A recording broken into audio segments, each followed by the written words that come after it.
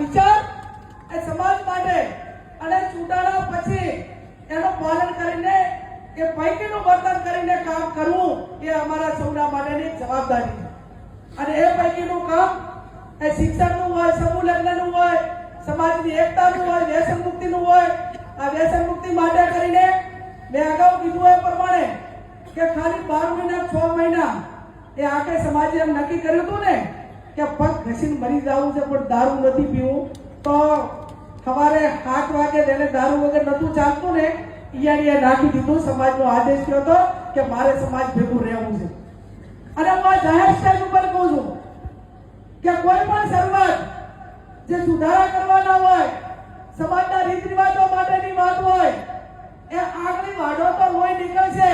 બાકી તમે એમ કહેતા હોય કે તમને કોઈ વહીવટી તંત્ર આવીને મદદ કરે, કોઈ તમને બીજા આવીને મદદ કરે, તો એ વસ્તુ તમારે ખાલી વિચારની આશા જ રાખવાની છે.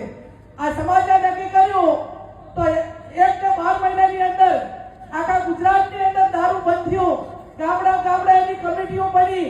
ગામમાં દારૂ પાડે કે કોઈ પીએ તો એનો દંડ નક્કી કર્યો તો લાખો રૂપિયા ગામોની અંદર ભેગા થયા હતા.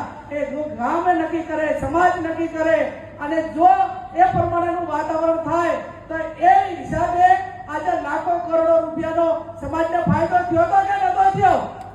એટલી શાંતિ થઈ હતી. અને બૈરા તો એટલા રાજી થયા હતા કે અલ્પેશભાઈનું હાથે બહુ સારું થાયું કે આ દારૂના ત્રાસમાંથી છોડાય. હવે પાછું એવું કરવું પડે છે. હવે પાછું વધારે પડતું અત્યારે મારું બધું હોણું સાંજી મોંઘું એટલું થયું. એની હાથે